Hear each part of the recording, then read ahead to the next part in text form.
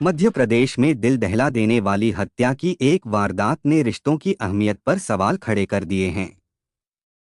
युवक ने जिसके साथ साथ जन्म का बंधन निभाने के लिए 7 फेरे लिए थे।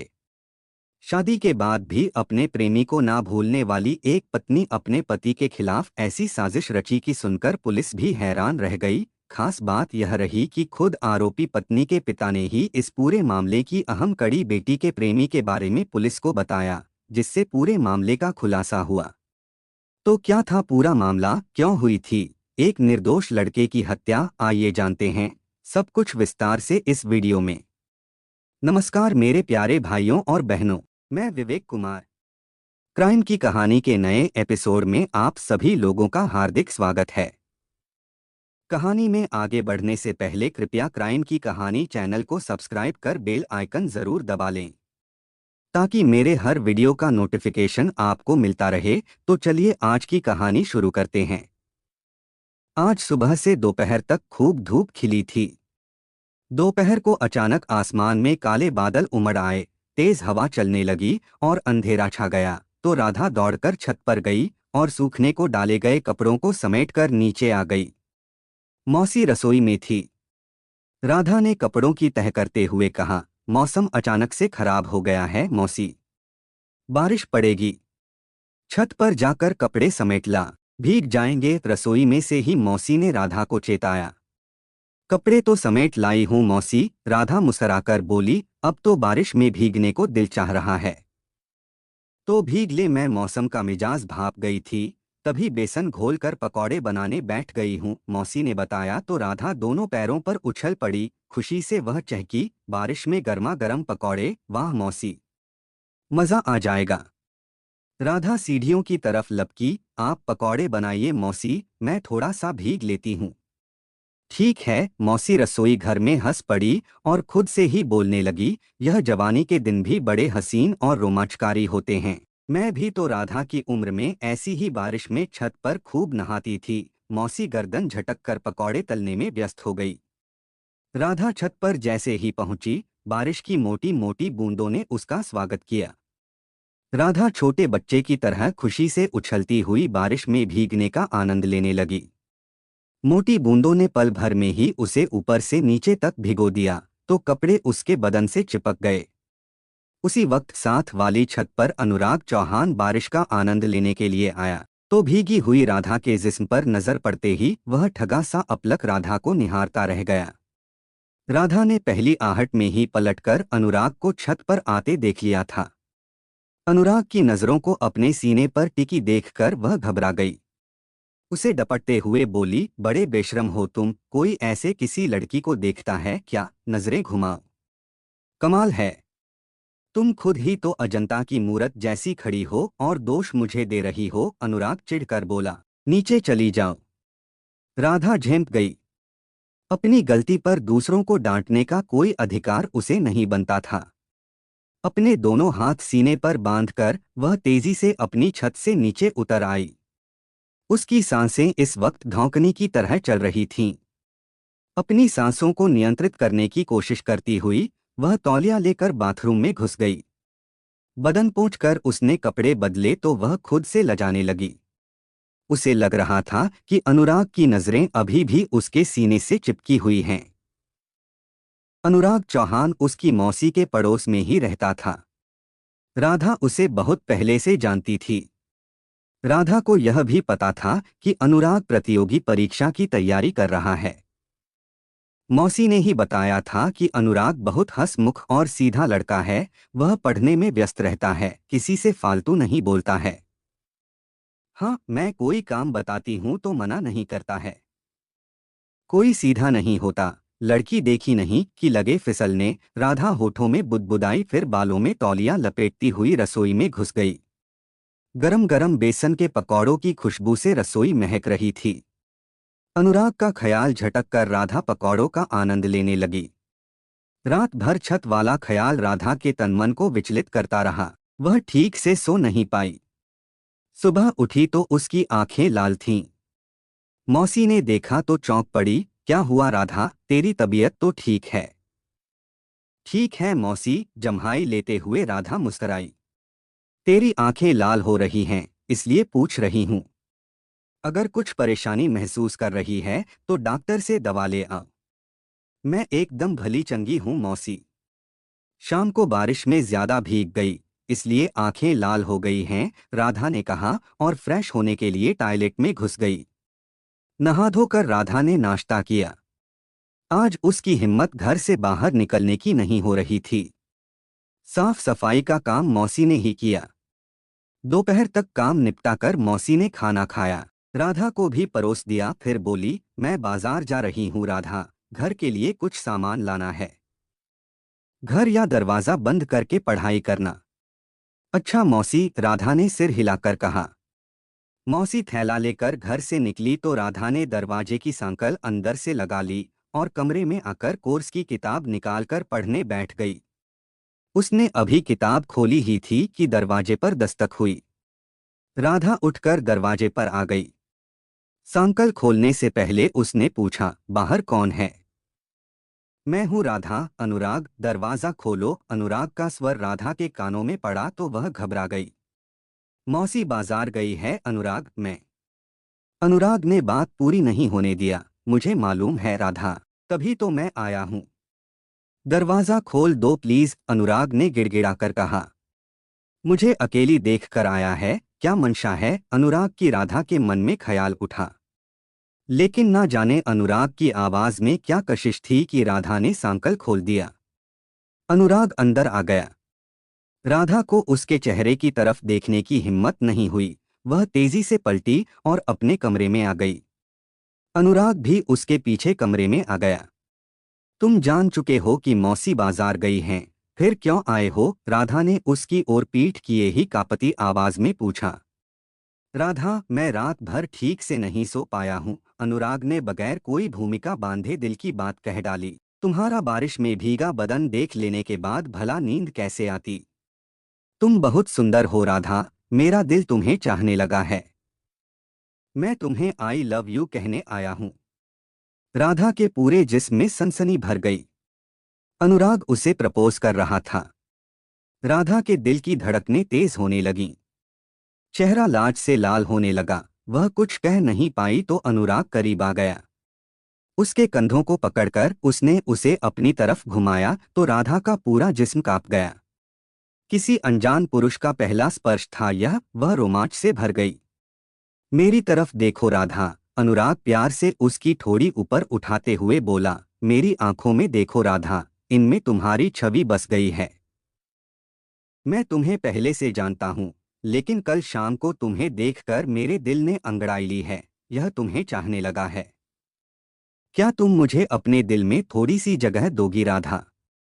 हाँ, राधा के थरथराते होठों से स्वयं निकल गया। खुशी से अनुराग ने उसका चेहरा ऊपर उठाया और माथा चूमते हुए बोला, आज मेरी उड़ानों को तुम्हारे प्यार रूपी पंख लग गए हैं। राधा, मैं तुम्हें शिद्दत से प्यार करूंगा, तुम्हें अपनी रानी बनाऊंगा। राधा का जिस्म प्यार के इस पहले एहसास के रोमांच से भर गया था। वह अनुराग के साथ सटी काँप रही थी। अनुराग उससे प्यार भरे वादे करता रहा और फिर उसे छोड़कर कब चला गया, पता ही नहीं चला। उसे होश आया तो वह अपनी दशा पर लजा गई। पलंग पर औंधी लेटकर वह अनुराग के ख्यालों में खोती चली गई। राधा के दिल में अनुराग रच बस गया था। राधा की मौसी मध्य प्रदेश के भिंड जिले के चतुर्वेदी नगर में रहती थी और राधा इटावा शहर में रहती थी। अनुराग से प्यार हुआ तो राधा बार बार मौसी के घर भिंड आने लगी।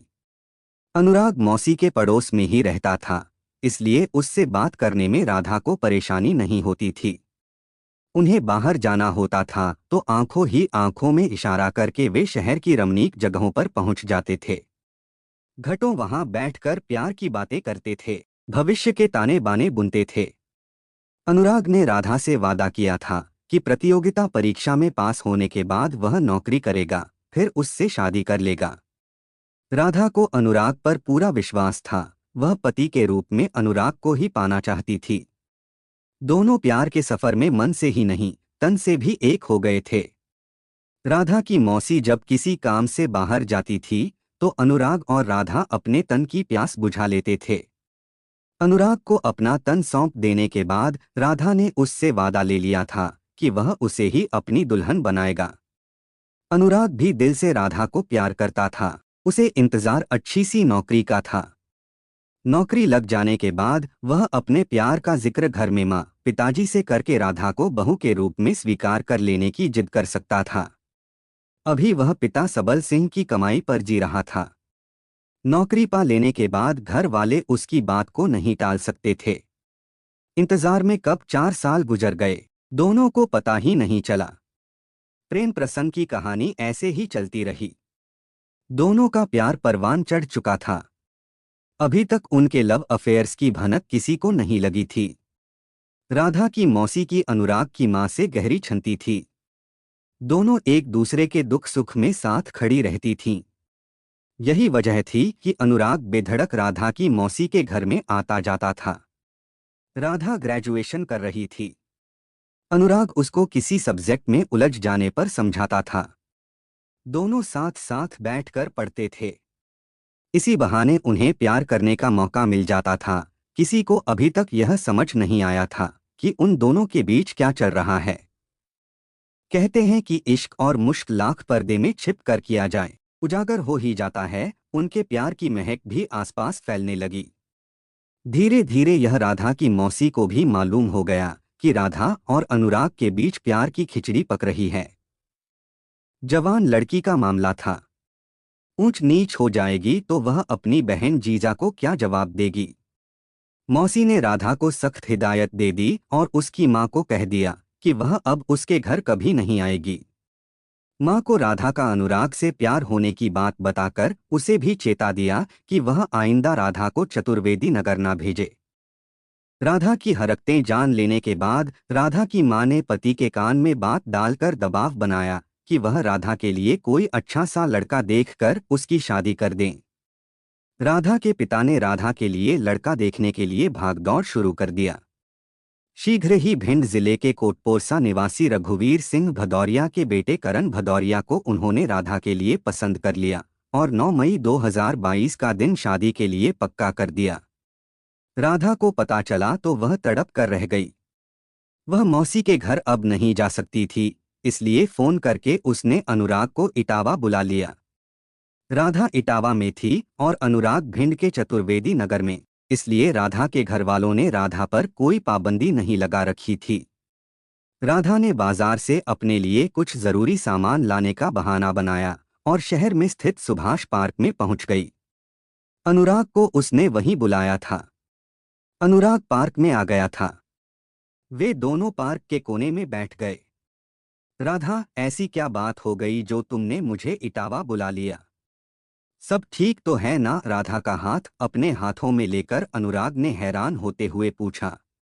कुछ ठीक नहीं है अनुराग, मेरे पिता ने, राधा रुआंसे स्वर में बोली, कोटपोरसा में मेरा रिश्ता पक्का कर दिया है। 3 दिन बाद मेरी शादी है।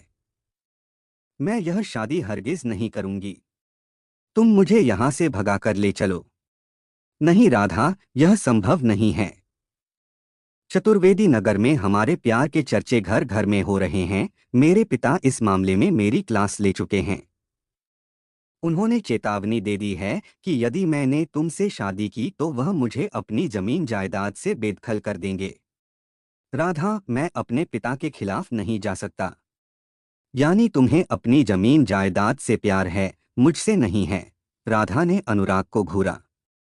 ऐसी बात नहीं है राधा, मैं तुम्हें दिल की गहराई से प्यार करता हूँ। यदि मैंने पिता की मर्जी के खिलाफ शादी की तो मैं सड़क पर आ जाऊंगा। अभी मैं बेरोजगार हूँ, मैं खुद भूखा रह सकता हूँ राधा, तुम्हें भूखा नहीं देख पाऊंगा। क्या मुझे दूसरे की दुल्हन बनते देखकर तुम जी पाओगे? अनुराग भर्राए कंठ से राधा बोली। इसे मेरी बदकिस्मती समझो राधा, इस जन्म में हम बेशक नहीं मिल पाएंगे, लेकिन अगले जन्म में मैं तुम्हें दुल्हन जरूर बनाऊंगा। अगला जन्म किसने देखा है अनुराग, मैं इसी जन्म में तुम्हारी दुल्हन बनूंगी। तुम मेरा पहला और आखिरी प्यार हो। मेरे प्यार की कहानी तुमसे शुरू हुई थी और तुम पर ही जाकर खत्म होगी, राधा ने कहा और आगे झुककर उसने भावावेश में अनुराग के होंठ चूम लिए। वह फिर पार्क में नहीं रुकी। पार्क से बाहर निकलते वक्त उसकी आंखों में आंसू झिलमिला रहे थे। 9 मई 2022 को राधा और करण भदौरिया की धूमधाम से शादी हो गई। राधा भदौरिया खानदान की बहू बनकर कोर्ट पोरसा में आ गई। अब यह राधा की ससुराल थी और करण उसका सुहाग था। विवशता में राधा ने यह विवाह किया था। वह अनुराग के साथ अपने प्रेम और उसी से विवाह करने की बात माँ बाप के सामने जुबान पर नहीं ला पाई।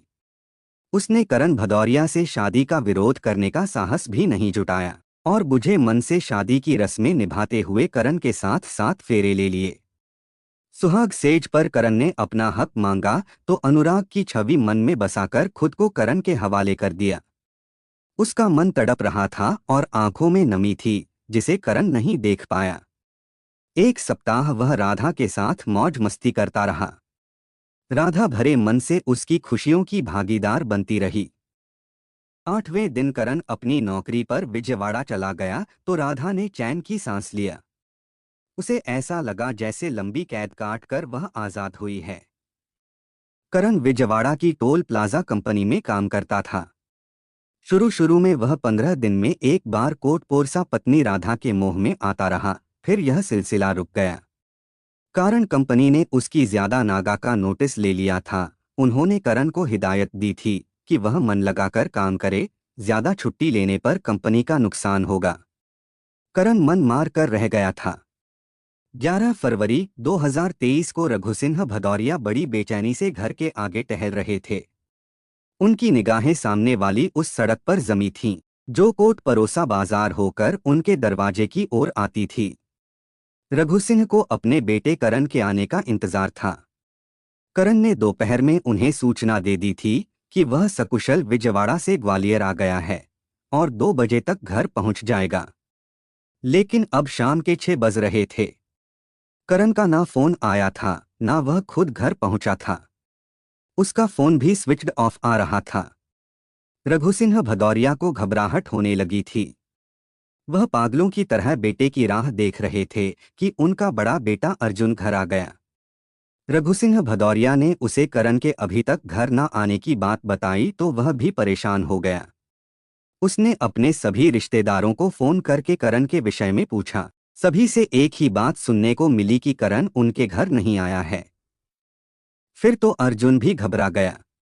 वह रात जैसे तैसे उन्होंने आंखों में काटी। सुबह रघुसिंह बड़े बेटे अर्जुन को लेकर थाना गोहद चौराहा पहुंच गए।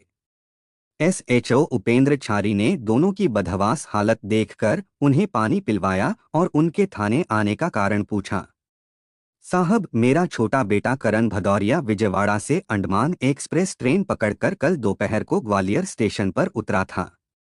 उसका फोन तब चालू था। उसने मुझे बताया था कि वह 2 बजे तक घर आ जाएगा, लेकिन वह अभी तक घर नहीं पहुंचा है। उसका फोन भी स्विच्ड ऑफ आ रहा है। मुझे बहुत घबराहट हो रही है। आप मेरे बेटे की तलाश करवाइए। एसएचओ ने उन्हें आश्वासन देते हुए कहा, आप अपनी रिपोर्ट लिखवा दीजिए और अपने बेटे की फोटो दे दीजिए। मैं पूरी कोशिश करूंगा कि आपके बेटे का पता चल जाए। रघुसिंह ने बेटे करण की गुमशुदगी दर्ज करा दिया।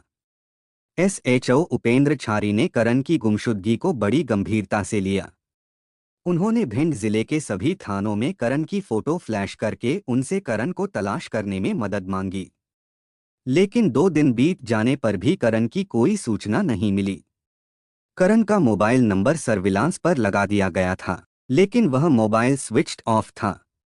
रघुसिंह से उन्होंने करण और उसकी पत्नी राधा का मोबाइल नंबर लेकर सर्विलांस की मदद से उसकी कॉल डिटेल्स निकलवाई तो वह चौंक गए। करण की पत्नी राधा के मोबाइल से एक नंबर पर इन 9 महीनों में 12,375 बार फोन किया गया था। इस नंबर की जांच की तो यह नंबर भिंड जिले में चतुर्वेदी नगर के रहने वाले अनुराग चौहान का निकला। एसएचओ ने रघुसिंह को थाने बुलाकर पूछा, यह अनुराग कौन है? मैं नहीं जानता साहब, रघुसिंह ने सिर हिलाया। आपकी बहू का चतुर्वेदी नगर में कोई रहता है क्या? आपकी बहू ने यहाँ रहने वाले अनुराग चौहान से शादी के बाद से 12,375 बार फोन किया है। रघुसिंह ने बताया, चतुर्वेदी नगर में तो राधा की मौसी रहती है साहब। उनका कोई बेटा नहीं है। पति भी कभी का स्वर्गवासी हो गया है। एसएचओ ने रहस्यभरी आवाज में कहा, हम मुझे अब करण की तलाश करने के लिए रास्ता मिलने लगा है। आप घर जाइए, करण के बारे में अब जल्दी पता चल जाएगा। रघु सिंह के जाने के बाद एसएचओ उपेंद्र छारी ने एसआई शिवप्रताप राजावत, वैभव तोमर, कल्याण सिंह यादव और एएसआई सत्यवीर सिंह को रघु सिंह के घर के आस पड़ोस में रहने वाले लोगों से राधा के विषय में गुप्त तरीके से जानकारी जुटाने के लिए भेज दिया। शाम तक इस टीम ने आकर जो कुछ बताया उससे एसएचओ उत्साह से भर गए। पुलिस टीम के अनुसार राधा का अनुराग से शादी से पहले का संबंध जुड़ा हुआ था। रघु सिंह के पड़ोस में रहने वाली 2-3 महिलाओं ने दबी जुबान में बताया था कि राधा की कलाई पर ब्लेड से खुरचकर अंग्रेजी का ए अक्षर लिखा हुआ है। एसएचओ उपेंद्र छारी ने पुलिस टीम को भिंड जिले के चतुर्वेदी नगर से अनुराग चौहान को थाने में लाने को भेज दिया। उस टीम में एसआई शिवप्रताप राजावत, एएसआई सत्यवीर सिंह, सिपाही बनवारीलाल, सविता, बाबू सिंह, महेश कुमार, आरक्षक आनंद दीक्षित, यतेंद्र सिंह राजावत, राहुल यादव, हरपाल चौहान, इरशाद, सुनीता अमरदीप और रामकुमार आदि शामिल थे। यह केस पुलिस के लिए काफी पेचीदा हो गया। पुलिस ने इस मामले में हर तरह से छानबीन शुरू कर दिया। पुलिस ने करण की लास्ट लोकेशन निकाली जो ग्वालियर स्टेशन की निकली। यहां पुलिस ने सीसीटीवी फुटेज निकाले और चेक किए। इसी दौरान पुलिस की करण स्टेशन से बाहर आता दिखाई दिया। यह फुटेज पुलिस ने परिजनों को भी दिखाए। अचानक फुटेज देखते आरोपी पत्नी राधा के पिता ने दामाद के पीछे बेटी के प्रेमी अनुराग को देखा। यहीं से पुलिस को क्लू मिला। जांच में इन दोनों के प्यार के चर्चे की बात सामने आई। दूसरे दिन 22 वर्षीय अनुराग चौहान को थाने में लाया गया तो उसका चेहरा सफेद पड़ा हुआ था। उपेंद्र छारी ने बगैर समय गवाए अनुराग से पूछा, अनुराग, राधा का पति करण कहाँ है? मुझे क्या मालूम सर, अनुराग ने नीचे मुंह करके कहा। उपेंद्र छारी ने हेड कांस्टेबल प्रमोद पाराशर को इशारा किया। हेड कांस्टेबल प्रमोद पाराशर ने अनुराग के साथ थोड़ी सख्ती से पूछताछ की तो अनुराग टूट गया। उसने कहा, सर, मैंने करण भदौरिया की हत्या करके उसकी लाश जला दी है। इस खुलासे पर सभी चौंक गए। एसएचओ ने अनुराग को घूरा, तुमने करण की हत्या क्यों किया? सर, मुझे मेरी प्रेमिका राधा भदौरिया ने पति करण भदौरिया की हत्या करने के लिए कहा था। मेरा और राधा का 4 साल से प्रेम संबंध है। राधा की शादी उसकी मर्जी के खिलाफ करण भदौरिया से 9 मई 22 को हो गई थी। राधा करण के साथ मजबूरी में रह रही थी। वह मुझे रोज फोन करके रोते हुए कहती थी, मुझे अपने पास बुला लो, मैं करण को पति का प्यार नहीं दे सकती। 8 फरवरी 2023 को राधा ने मुझे फोन करके बताया कि 14 फरवरी को उसका जन्मदिन है। मैंने विजयवाड़ा से करण को जन्मदिन सेलिब्रेट करने के लिए कोट पोरसा बुलाया है।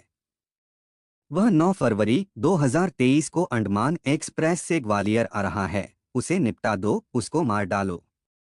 कुछ क्षण रुककर अनुराग ने आगे बताया, सर, मैंने अपने दोस्त करण तोमर को घर बुलाया और उसकी बाइक से हम ग्वालियर आ गए।